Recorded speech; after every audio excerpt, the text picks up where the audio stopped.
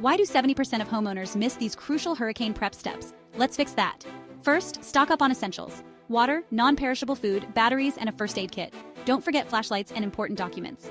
Next, secure your home. Board up windows and bring in outdoor furniture. Trim trees and shrubs to avoid flying debris. Have an evacuation plan. Know your route and have a go bag ready. Include clothes, meds, and cash. Stay informed. Monitor weather updates and follow local advisories. During the storm, stay indoors. Keep away from windows and doors. Use a battery-powered radio to stay updated. After the storm, be cautious. Watch out for flooded areas and downed power lines. Check for damages and contact your insurance if needed. Remember, preparation is key. Stay safe and protect what matters most. You've got this. End with a smile. Share this video with friends and family. Let's make sure everyone is ready.